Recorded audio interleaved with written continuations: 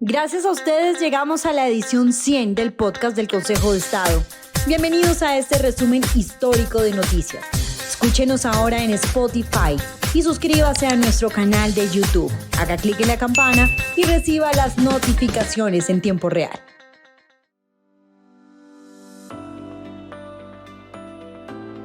Las circunscripciones especiales de paz, los contratos de prestación de servicios en el Estado, las vacunas para la cura del COVID-19 y la reparación a la familia del coronel Julián Ernesto Guevara fueron algunas de las noticias más importantes en el año de la fundación del podcast del Consejo de Estado. El 9 de julio reseñamos que el Consejo de Estado declaró nulo el acto administrativo por medio del cual el presidente del Senado dio por archivado el proyecto de reforma constitucional que creó 16 circunscripciones transitorias especiales de paz para la Cámara de Representantes. Contrario a lo que interpretó el presidente del Senado, para no remitir el proyecto al presidente de la República y darlo por archivado, la Alta Corte estableció que los 50 votos que obtuvo la iniciativa eran superiores a la mitad que como mínimo se requerían para la aprobación de la reforma. Esta decisión condujo a que el acto legislativo fuera promulgado por parte del jefe del Estado y se convirtiera en la norma constitucional que llevó a que las comunidades más afectadas por el conflicto eligieran a su representante en la Cámara Baja de nuestro Congreso.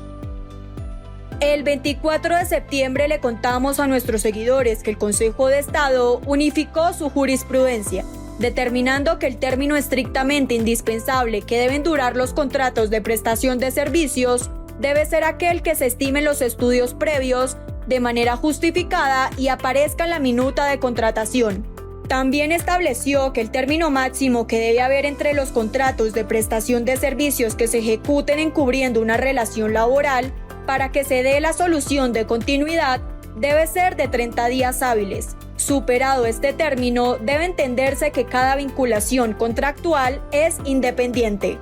Finalmente, la Alta Corte determinó que no procede devolver al contratista los excedentes de los aportes que hizo al sistema de seguridad social durante el tiempo en el cual se ejecutaron los contratos de prestación de servicios que, en realidad, constituían una relación laboral. La máxima instancia de la jurisdicción de lo contencioso administrativo declaró improcedente una tutela por medio de la cual la farmacéutica Janssen buscaba evitar que se dieran a conocer los acuerdos por medio de los cuales el gobierno de Colombia adquirió las vacunas contra el coronavirus. Así lo precisó el podcast del Consejo de Estado el 13 de agosto de 2021. La demanda pretendía que se dejara sin efectos una sentencia por medio de la cual el Tribunal Administrativo de Cundinamarca había establecido que el Instituto Internacional de Estudios Anticorrupción debía tener acceso a estos contratos. Esta decisión, a propósito de un recurso de insistencia que formuló el instituto, luego de que en el trámite de un derecho de petición, la Unidad Nacional de Gestión del Riesgo de Desastres negó el acceso a la información por considerarla reservada. La farmacéutica pretendía que se dejara sin efecto la orden de revelar el contenido de los contratos y ser vinculada al trámite para poder ejercer su derecho a exigir la reserva del acuerdo o sus aspectos más sensibles. El Consejo de Estado negó la acción por improcedente, al considerar que aún están pendientes de resolverse recursos de nulidad, adición y aclaración a la sentencia que hacen que la orden allí impartida para dar a conocer los contratos no pueda ser ejecutada aún. Dado que por error se permitió el acceso público al documento que contiene los contratos, el Consejo de Estado restringió el acceso y solicitó la intervención de las autoridades disciplinarias para poder investigar el caso. El 7 de mayo, el podcast del Consejo de Estado informó que la Nación, Ministerio de Defensa, Policía Nacional, fue condenada a pagar más de 934 millones de pesos como mecanismo de reparación económica por el secuestro y la muerte en cautiverio del coronel Julián Ernesto Guevara. El oficial fue secuestrado por la entonces guerrilla de las FARC, que tomó como rehenes a varios policías luego de una incursión violenta en Mitú, que se prolongó durante 3 días. El uniformado fue retenido en abril de 1998 y aun cuando falleció estando en cautiverio en el 2006, sus familiares recibieron sus restos 4 años después. Para el Consejo de Estado se produjo una falla en el servicio, pues no se tomaron medidas para que los policías que resistieron el ataque pudieran enfrentar adecuadamente esta amenaza del grupo guerrillero, pese a las advertencias previas reiteradas del mismo oficial sobre la inminencia de la acción violenta. En nuestro segundo año de misiones, las condiciones jurídicamente válidas para el ejercicio de la minería y la obtención de hidrocarburos, así como la muerte del exgobernador de Antioquia, Guillermo Gaviria Correa, fueron noticia en el podcast del Consejo de Estado. El 2 de septiembre se dio a conocer un fallo de acción popular que obliga al Gobierno Nacional y a la Agencia Nacional de Minería a reformular las reglas para el otorgamiento de títulos mineros, con miras a que las exigencias aplicables ofrezcan mayores garantías de protección al medio ambiente. En su decisión, el Consejo de Estado emitió 8 órdenes encaminadas a reducir al máximo el impacto ambiental de la actividad minera en Colombia. El 7 de julio se dio a conocer que el Consejo de Estado negó las pretensiones de una demanda que buscaba que se anularan las reglas que el gobierno impuso en 2013 y 2014 para la obtención de hidrocarburos en yacimientos no convencionales. El fallo indica que las directrices gubernamentales no desconocen las normas vigentes en Colombia para que actividades potencialmente riesgosas para el medio ambiente, como el fracking, puedan ser llevadas a cabo con la mayor precaución posible frente al deber de preservar el entorno natural. El 6 de noviembre volvió a ser noticia la muerte del exgobernador de Antioquia, Guillermo Gaviria Correa, a manos de las FARC. El Consejo de Estado ordenó reparar a familiares del dirigente político y de 2 soldados del ejército que, al igual que Gaviria, fueron secuestrados y asesinados por el entonces grupo insurgente. La Corporación Judicial encontró que el daño causado por el crimen debe ser reparado por el Ministerio de Defensa, Ejército Nacional, pues el perjuicio también fue resultado de un fallido operativo de rescate que en ese entonces adelantó la fuerza pública. En 2023 ha sido noticia la suspensión de la intervención del presidente a las comisiones de regulación de servicios públicos domiciliarios, la reglamentación a los contratos de prestación de servicios y la condena a la nación por el fallido intento de rescate del sargento de la policía Luis Alberto Erazo, secuestrado por las FARC. La función de regulación del régimen tarifario de los servicios públicos fue asignada por el constituyente de manera directa y expresa a las comisiones de regulación de los servicios públicos CRA y CREC a través de las leyes 142 y 143, motivo por el cual el presidente de la República no podía reasumir funciones que se consideraba que no eran de su competencia.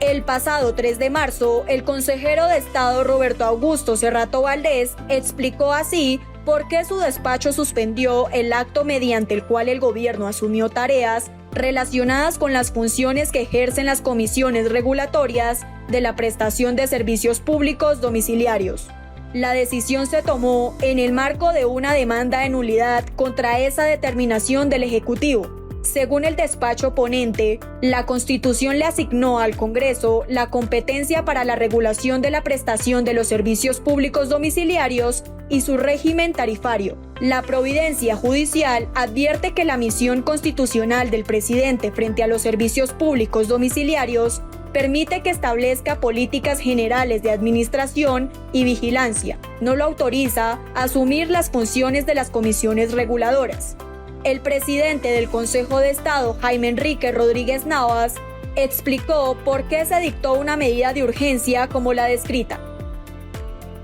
Que esta es una decisión eminentemente cautelar,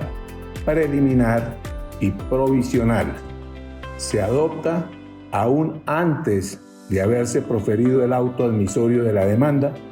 como una medida cautelar de urgencia, lo que significa que la ley autoriza a que, si ha sido pedida así por la parte demandante y se cumplen los presupuestos que ella establece, se adopte aún antes de haber sido notificada la demandada. El 24 de enero, el podcast del Consejo de Estado explicó el fallo que obliga al Ministerio de Defensa, Ejército Nacional, a reparar los daños que sufrió el sargento Luis Alberto Erazo cuando huyó del cautiverio al que estuvo sometido por 12 años a manos de las FARC. La Corporación Judicial encontró que la policía no fue responsable del daño generado por el secuestro del suboficial tras la violenta toma de la estación de Curillo, Caquetá, en 1999. Sin embargo, encontró que la fuga del uniformado se dio en medio de un fallido operativo de rescate del ejército en el que no se previó, como era debido, el riesgo al que se expuso a este y otros policías secuestrados, varios de los cuales terminaron asesinados. Las personas que tienen un contrato de prestación de servicios con alguna entidad estatal de manera provisional podrán celebrar más convenios de esa naturaleza a pesar de la restricción que impuso una directiva presidencial a finales del 2022. Así se lo contamos a nuestros seguidores el pasado 20 de febrero. Esto obedece a que el Consejo de Estado suspendió provisionalmente una parte del acto administrativo que señalaba que cuando las entidades necesitaran celebrar contratos de prestación de servicios con personas naturales por falta de personal de planta para alguna actividad, no podrían hacerlo con las personas a las que una entidad ya les hubiera adjudicado un contrato de prestación de servicios. Como la ley no establece un límite en el número de contratos de prestación de servicios que puede tener una sola persona natural con el Estado, la Corporación Judicial sostuvo que la Presidencia impuso una restricción para la cual no estaba autorizada por el legislador, único habilitado para regular este campo. En la semana del 17 al 23 de abril fue noticia un fallo en el cual el Consejo de Estado protegió el principio de confianza legítima en materia tributaria. El anuncio de la ANLA sobre la condena que la obliga a devolverle a EPM 6.800 millones de pesos y las irregularidades en la notificación como causal de la privación injusta de la libertad. El Consejo de Estado recordó que el principio de moralidad administrativa exige que los funcionarios de la administración actúen en forma leal, honesta y racional para evitar causar perjuicios a partir de sus actuaciones. La Corporación Judicial explicó así por qué declaró nulos los actos por los cuales la DIAN determinó que no reconocería como saldadas las declaraciones y pagos de retención en la fuente que presentó una empresa para los periodos 11 y 12 del 2015.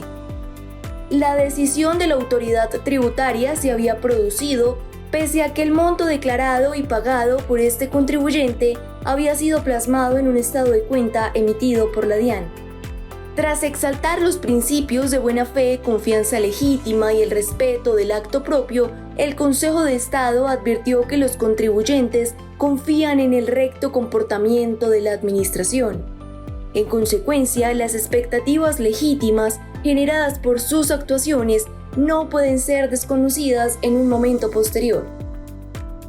La Agencia Nacional de Licencias Ambientales, ANLA, anunció que apelaría ante el Consejo de Estado el fallo que la obliga a devolverle más de 6.800 millones de pesos a Empresas Públicas de Medellín, EPM. La prestadora de servicios públicos había sido multada por haber iniciado las obras del sistema auxiliar de desviación de la hidroeléctrica de Ituango, Hidroituango, sin haber contado previamente con una licencia ambiental. El Tribunal Administrativo de Antioquia declaró nulo el proceso sancionatorio que adelantó el ANLA por considerar que le impidió a EPM ejercer adecuadamente el ejercicio del derecho de defensa, entre otras cosas, porque no se le corrió traslado para presentar alegatos de conclusión. La indebida notificación de una sentencia puede ser considerada una modalidad de error judicial y dar lugar a que el Poder Jurisdiccional repare el daño antijurídico. Así lo determinó el Consejo de Estado en un fallo por medio del cual condenó a la rama judicial a reparar a un ciudadano por privación injusta de la libertad. El demandante había sido condenado por inasistencia alimentaria y se le había otorgado la suspensión de la pena por 2 años. Sin embargo, fue capturado y privado de su libertad durante 8 meses, luego de que un juez de ejecución de penas revocara el subrogado penal porque el procesado no firmó el acta de compromiso que lo haría acreedor a la inejecución de la pena privativa de la libertad. El error judicial consistió en que el accionante no había sido notificado de la condena en su contra y que la revocatoria de la suspensión de la pena fue proferida cuando ya había vencido la competencia del juez de ejecución de penas. Hasta aquí esta edición especial. Nos reencontraremos la próxima semana con más decisiones y conceptos proferidos por el Consejo de Estado.